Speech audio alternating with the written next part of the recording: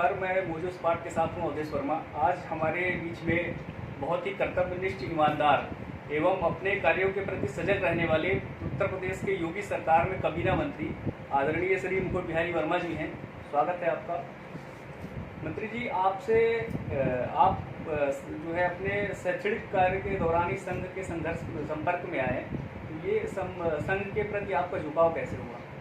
सामान्य रूप से विद्यार्थी होने के नाते विद्यार्थी जिस समय थे उसी समय कुछ विद्यार्थी संघ से जुड़े थे, उनके साथ ऐसे देखते देखते चले गए और देखते देखते संघ से संबंध बन गया, शाखा पर जाने लगे। संघ के बारे में आपको पहले से कोई जानकारी थी या नहीं के माध्यम से? आप कोई जानकारी नहीं थी। संघ को उस समय एनसीसी चल रहा था और आरएसएस चल रहा था, चाइना का अटैक हुआ था, इसलिए हम सब लोगों के समझ में आ रहा था कि जितना भी इस प्रकार का नेशनल कुछ है वो समझ जाना चाहिए, इसलिए गए। तो खेल खेल में और केवल शाखा पर चले गए, तो जाते रहे, शुरू हो गए। आपने लगातार 3 बार कैसरगंज विधानसभा क्षेत्र का प्रतिनिधित्व किया और ऐसे समय में जब बहुजन समाजवादी पार्टी की लहर चल रही थी और समाजवादी पार्टी की लहर चल रही थी, जिस समय विधानसभा में मात्र 41 या 47 विधायक हुआ करते थे, ऐसे समय में आपको कैसरगंज की जनता ने चुन करके विधानसभा पहुंचाया। ये आपके व्यक्तित्व की वजह से है या आपने कोई ऐसा विकास का मॉडल लोगों के समक्ष प्रस्तुत किया जिसकी वजह से लगातार आपको जनता चुनती आ रही है? देखिए, हम विकास का मॉडल तो कोई था नहीं हमारे पास और व्यक्तित्व भी कुछ नहीं है। जो भी कुछ है वो सारा हमारी सहजता और साथ ही साथ वहाँ के कार्यकर्ताओं का हमारे प्रति लगाव। वास्तव में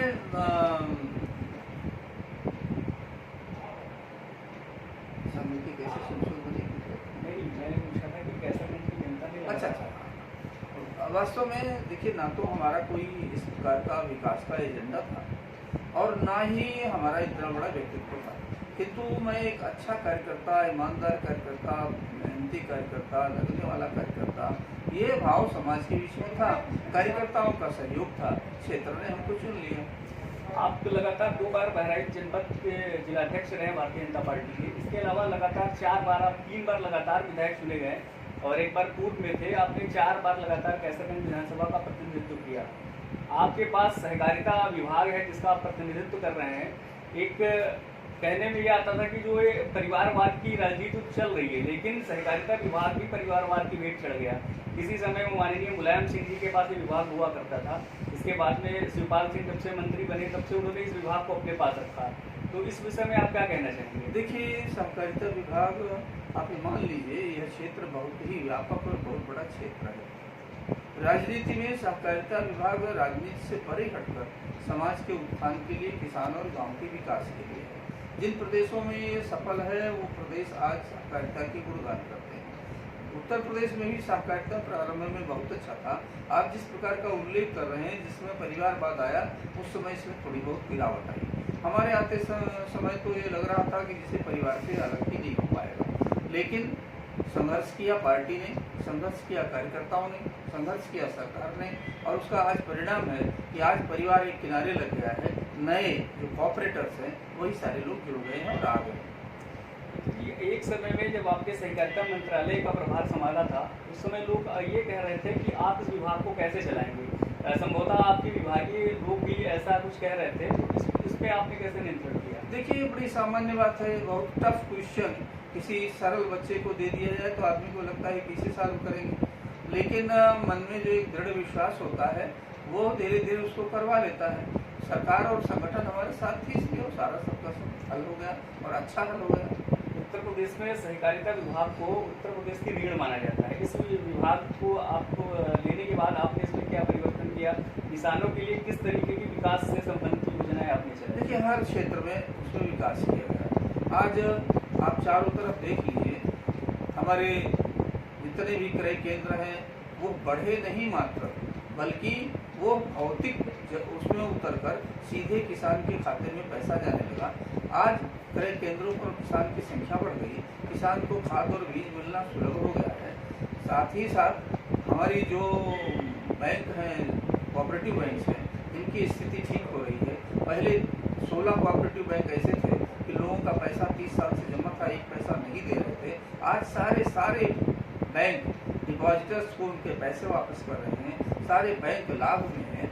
भंडारागार निगम भी हमारा विकास कर रहा है, इतना विकास कर गया है कि अब हमको सड़े हुए अनाज सड़ रहा है फलाना धमाका ये आपको सुनने के लिए नहीं मिलेगा।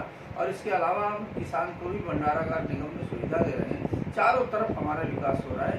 कोऑपरेटिव ने हर दिशा में विकास किया है और सारी संस्थाएं अब हमारी लाभ की। मंत्री जी, आप बहराइच जिले से हैं और ऐसा सुनने में आता है कि अपने जिले के सहकारिता मंत्री हैं, किंतु जो किसान है, जो अन्नदाता है, उनका जो गल्ला है जो पैदा होता है, गेहूँ हो गया, चावल हो गया या धान जो भी है, तो वो क्रय केंद्रों पे नहीं लग पाता है। उसमें ये सुनने में आता है कि दलालों को वर्चस्व रहता है। देखिए, सामान्य रूप से ये था, अब नहीं है। अपवाद तो हम नहीं कह सकते, लेकिन क्योंकि पैसा तो सीधे खाते में जाता है। यदि किसान ही कुछ उसमें करे तो एक अलग विषय है। ये पैसा सीधे किसान के खाते में जाता है और खितौनी देखकर ही बिक्री होती है। पैसा अब हमारी सोसाइटी को देखने को भी नहीं मिलता।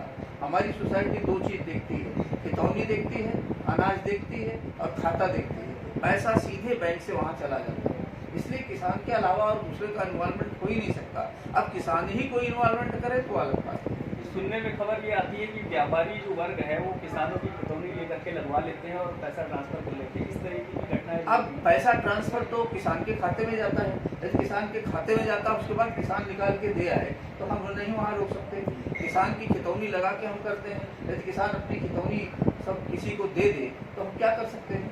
इसलिए किसान, लेकिन ये कहानी है, ये बहुत एक आध कहीं अपवाद होगा, नहीं तो सामान्य रूप से किसान अपनी उपज को, उसका पैसा चाहता है, उसके खाते में पैसा जाता है, वो अपनी खितौनी से बेचता है।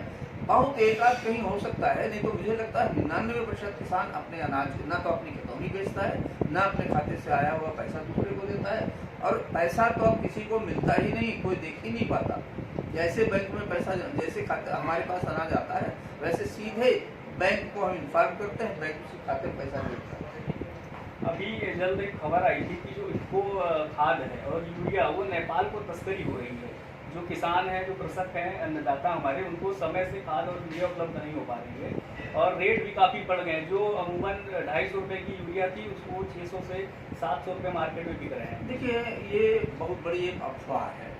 वास्तविकता ये है कि यूरिया अब इस समय क्योंकि तुरंत चुनाव आ गए हैं, कुछ तमाम प्राइवेट संस्थाएं हैं, उन प्राइवेट संस्थाओं को यूरिया नहीं मिल पा रही तो कोई कहानी कहना है, इसलिए कहानी कही जा रही है। लेकिन इतना मानकर चलें कि हमने भी पढ़ा है यूरिया नेपाल जा रही है, और जो नेपाल जा रही है वो जो प्राइवेट हमारी संस्थाएं हैं, जो हमारी नहीं है, कोऑपरेटिव की नहीं है, कोऑपरेटिव के अलावा भी इसको बेचने के दुकानें, उन दुकानों से वो जाती है। उनके साथ बाध्यता नहीं, हमारे साथ सारी बाध्यता है। उनकी यूरिया जाती है, वो क्या भाव बेचते हैं नहीं पता, जांच कराई गई है, हमारी किसी सोसाइटी से नहीं जाती है। बाहर जिन लोगों से जा रही है उन पर कार्रवाई हो रही है, तमाम FIR हुई हैं और मुकदमे लिखे गए हैं। धन्यवाद। ये हमारे साथ में थे उत्तर प्रदेश सरकार के कमीना मंत्री सहकारिता आदरणीय श्री मुकुट बिहारी वर्मा जी। आप हमारे साथ जुड़े रहिए, आपके लिए हम लाते रहेंगे हमेशा इसी तरीके की